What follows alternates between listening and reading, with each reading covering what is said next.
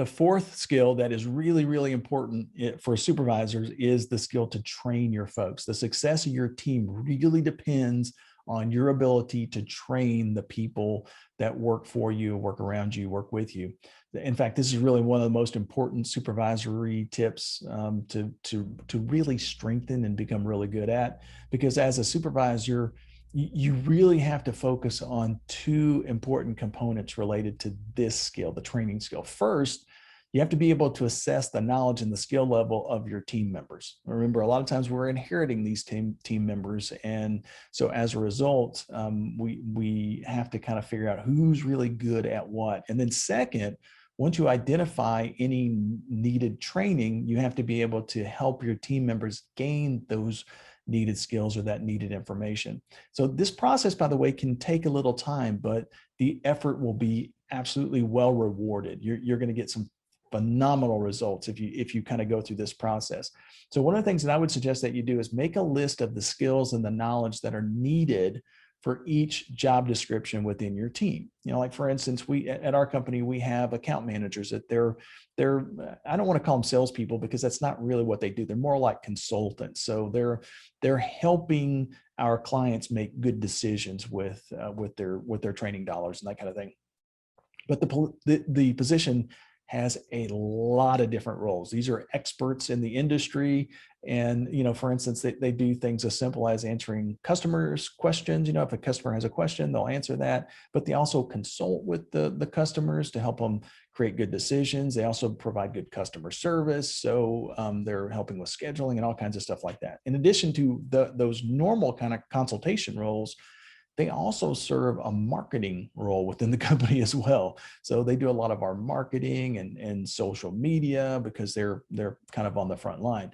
And then the last part is they also have administrative duties, meaning that when contracts are sold or when they're written up, that information has to be passed along to the appropriate people so that the programs get implemented properly and that invoicing is done properly and all that kind of stuff. So there's cost reports, there's revenue reports and things like that they're also responsible for. So anyway, a lot of different roles within that. So once the supervisor has the list of roles and responsibility, kind of like what I laid out for our account managers, the next step is now to assess the team in each of these areas.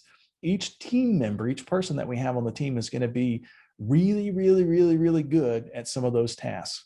And they're also going to be not so good at other tasks, right? Like for instance, you may be, for our sales team or our account managers, because they are salespeople, because they are consultants, they may be really, really good at working with customers. Customers love them. They're really good at helping solve problems, that kind of thing, but maybe not so good at paperwork, right? And so they may have challenges within the reports. So, so what you want to do is once you have that list of items or job responsibilities, you want to go through and rate each member of your team based on where they are now in each one of those job roles. For instance, you might just rate them on a scale of 1 to 10, or some people like to use like high school letter grades. You know, this is an A plus, A minus, B plus, B minus, that kind of thing. I like just 1 through 10. It makes it really, really easy. 1 means that they're not very good. 10 means that they're excellent. So for instance, one of the things that our customer or our account managers have to do is they have to be able to answer questions for customers. So let's say I've got a person named Joan that has a lot of experience. She's been with the company for a number of years, and she's an 8 out of 10. However, Jim, a newer guy, he's only been in the position for less than a year. So currently he's a 4 out of 10, not because Jim isn't as smart as Joan. It just means that she's been here a lot longer. She's got more experience. And so she's more skilled in that particular area. So basically, once you kind of identify where each person is on that list, the last thing you want to do is go through your team list one more time, but this time assess each one of those people on their potential in each of those areas. So going back to the previous example with Joan and Jim, Joan is an 8 out of 10. However, she is the most senior person on the team and she's kind of set in her ways. So as a result, her potential may also be an 8 out of 10. She's probably, because she's set in her ways, she's not up to changing or growing or doing things differently. Most likely she's going to be an 8 next year and the year after and the year after and the year after, right? Jim, on the other hand, because he's new and eager, he's a 4 now, but he wants to learn. And so he may have the potential of being a 9 or a 10. So if that's the case, then the supervisor, once we kind of have these roles outlined and where people are, where our team members are in each one of those roles, the supervisor in that situation would want to spend more time training Ben on that specific responsibility so that he is more likely to reach his potential sooner. He's not going to go and train Joan for customer. She's already awesome at it.